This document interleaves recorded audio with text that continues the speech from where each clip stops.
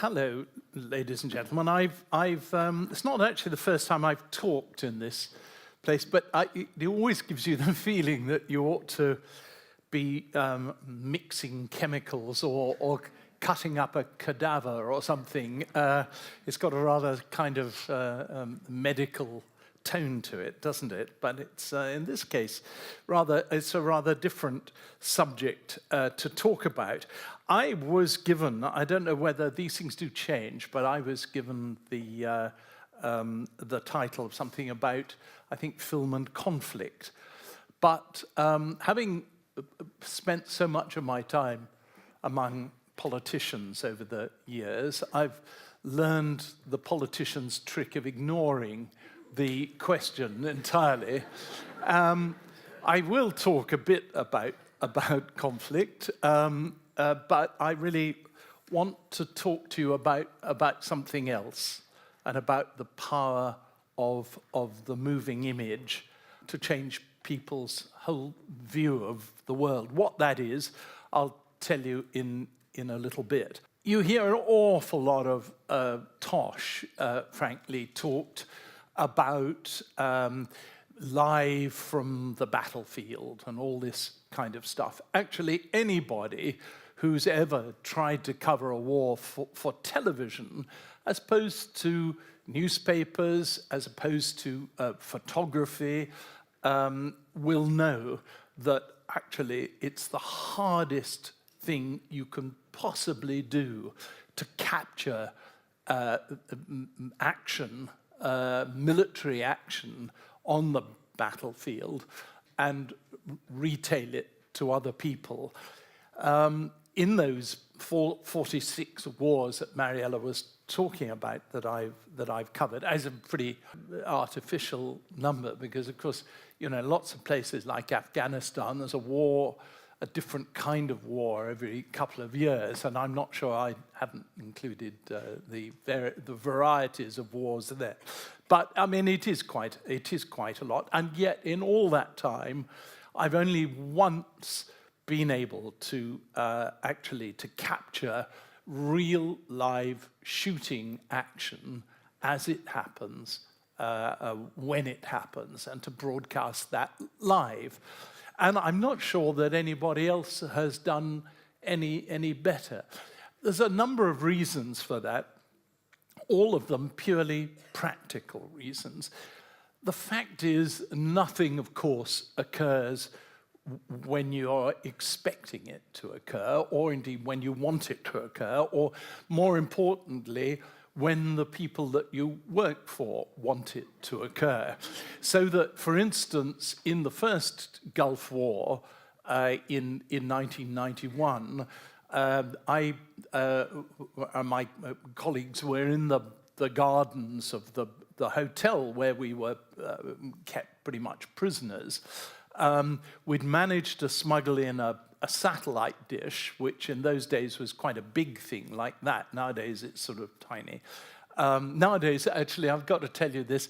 Nowadays, when I go to somewhere or another and send in a report for, say, the 10 o'clock news, do you know how we do it? We email it. Can you imagine? And it's like sending it by post, isn't it? But you can't, I mean, it takes a bloody long time, and it's terrifying, because if you're in the wilds of Nigeria or somewhere, you think all the time that the signal's going to go down, you're going to be stuffed.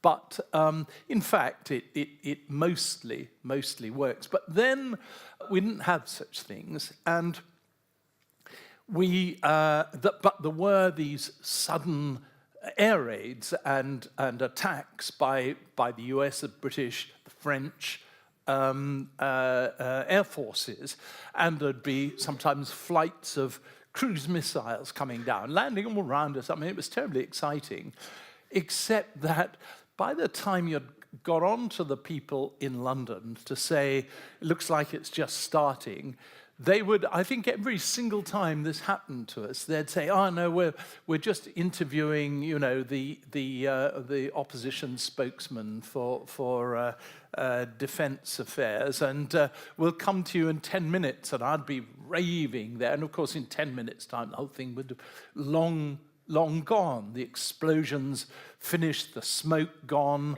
the noise of shooting, all the kind of incredibly exciting things that had been happening were no longer happening.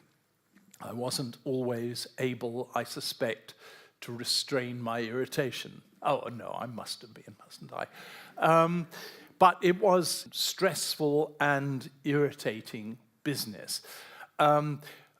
Once, indeed, during, also in Iraq, but during the invasion of 2003, I and my team were with some American special forces. I thought this would give us some kind of protection. I was wrong. An American plane hovered over us for a long time, circling for about 20 minutes, and then in the end decided that probably on balance we were enemies and dropped a 1,000-pound bomb right on us.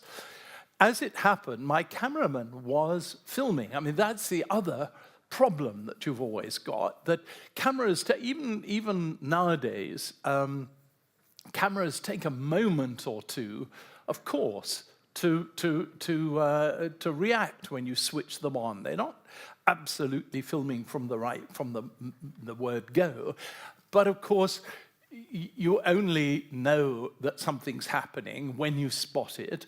It takes you just a moment or half a second to work out where the cameraman is, yell out to him, switch on, get this, and that can be, of course, the time that the incident takes, so that what you get, and this is true of most pictures, most moving pictures of supposed military action, actually what you get is the aftermath, the picking up afterwards, the dead bodies, the injured, the yelling, the smoke, the this, that, and the other, but you don't actually get what happens. On this occasion, my cameraman was actually filming as the 1,000-pound bomb landed right virtually in the middle of it. It was as far away from me as the people on the top row there were, 16 paces. We pasted out afterwards. So it was a 1,000-pound bomb, I can tell you, makes a big noise and a big bang. In fact, so much so that it's kind of destroyed my left ear ever since. My inner ear, I can't hear anything through that. And most of my colleagues have the same problem still. But there was the incident. The cameraman was actually filming. I said to him directly, we kind of picked ourselves up. I think we were all knocked unconscious for a second or two. And first thing I said to him was, "Where are you running?" And he said, yes. But the fact is that noisy and energetic an explosion had a tremendous effect on the camera, as it did on our physical bodies. And so when we saw the pictures afterwards, it was fine right down until the instant the bomb landed, and then the force of the explosion was such that it kind of, I think it must have lifted the head of the camera, if that's what they have nowadays, away from the videotape, if that's what they have nowadays. As you can see, it's slightly vague about this. My whole knowledge of the technicalities goes actually back to film, and I wish we were still there, but that's something else. It lifted it away so that you see right down to the instant of the landing, and then there's just a band of variegated black and white and grey across the middle of the picture until the guy changed the tape and put something else on. So all this stuff about live from the battlefield, it isn't really quite like that. There was one instance, happened to a friend of mine, called Christopher Wayne, who first of all worked for ITN and then for the rest of his career worked for the BBC. He's now retired. And when I was writing a book recently about foreign correspondence, a whole chunk of it, inevitably, it was about Vietnam. And so I knew he had been there. I knew he had done some wonderful reporting in Vietnam. And I asked him to tell me about the chief example of that. And it's an example that we all are familiar with, not really, I think, quite so much with the television coverage as with the physical black and white image of a photographer who was also there at the time. But Chris Wayne's camera was focused on the exact spot where a South Vietnamese bomb strike happened as it happened. And the reason he did that was because he knew that the South Vietnamese always did the same thing. First of all, they dropped a bomb, and then when people ran out from cover, then they dropped napalm, and he got the napalm attack. Not very nice. And of course, I think probably people will still remember this. 40 years later, there was the little girl and her mother and 2 or 3 other terrified, horrified, badly burned people coming running right towards the camera. The most shocking thing I think probably that most of us have ever had to witness. That was really good luck. Perhaps you could say, well, good luck is perhaps not exactly the mot juste, is it? But I mean, it was from the professional point of view. They did the right thing and they got the right responses. But it is terribly difficult. And I would say that most of us have never actually really seen what true combat is like. And so often, the best you can get is people standing up suddenly firing over a wall at an unseen enemy, and that's just about it. It's difficult, and it's good perhaps, but it's not quite the real thing. What is the real thing is what I want to talk to you about now. I've had a long, depressingly long career, all of it, again, depressingly with the BBC. I always feel it's a bit like, you know, people saying, oh yes, I still live with my parents, you know, it makes a lot of sense or something like that. Well, I still work for not my parents, but for my auntie, and my auntie is a woman of strange moods. But she's so far put up with me through to the present day. But what she has done is to send me around the place for 50 years to see some things which are horrible, some things which are just plain interesting, 1 or 2 things that will never, ever leave me. And one of them I want to introduce now. It's not a war, I'm glad to say. It's got nothing to do with violence or combat, except in the sense that it was the antidote, the antithesis of combat and war and aggression and so on. It was the inauguration of Nelson Mandela in 1994, the greatest, most marvelous story I've ever had the privilege of reporting on. And thanks again to the BBC and to its name, I'd come to know Nelson Mandela moderately well because I'd interviewed him various times after his release. And indeed, when he was, perhaps I shouldn't say this to you, perhaps it's too boastful, but just in the instant before he swore the oath for the inauguration, much like the one we saw the other day with slightly different background. There was I standing close to him, behind the cameraman, and I promise you this is true. Just in the instant before he put his hand down there, he looked around, caught my eye, and gave me a wink. And I've had a lot of honors and privileges, and I don't think I've ever had anything quite like that. Could we just see the report that I did that day? It was, in its way, the culminating moment of a revolution. Only here, in the crowd of 100,000 or so, there wasn't a single incident of violence, and the people who sang as they waited for their leader were entirely peaceable and good-humored.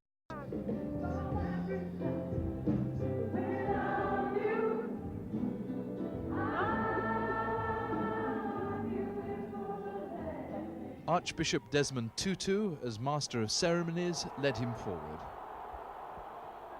The last time Nelson Mandela had spoken here, he was a newly released prisoner. It was 4 years ago. This time, he was president-elect. Today, we are entering a new era for our country. Today, we celebrate not the victory of a party, but a victory for all the people of South Africa. And as he warmed to his theme, he offered his supporters a different interpretation of their history. Not the victims of white colonial oppression, beginning here 300 years ago, but partners in a new country.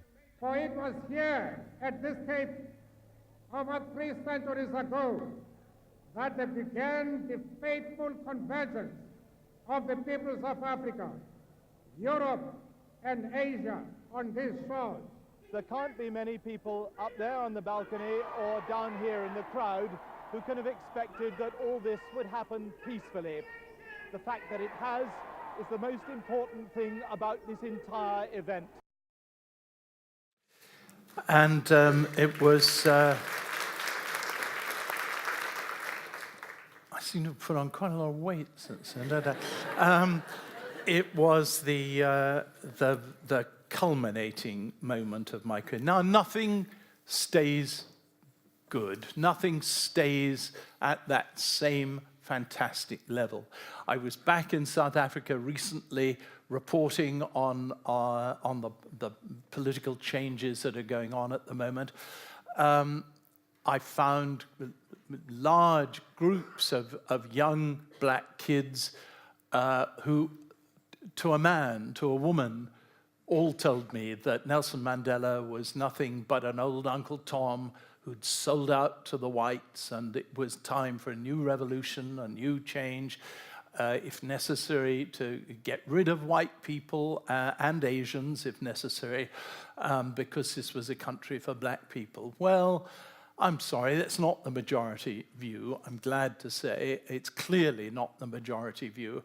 But, you know, things don't stay at that high point. We have to understand that, and we have to accept it when we see that things are perhaps not as perfect as we would love them to be. But what I feel, and it's a kind of settled conviction after my long, rather overlong years doing this job, is that there are 1 or 2 moments which are worth celebrating and worth remembering and worth going over and over and over in your mind. And, well, that was the best one. And I'm very glad and very proud to have been able to tell you about it today. Thank you very much indeed. Thank you.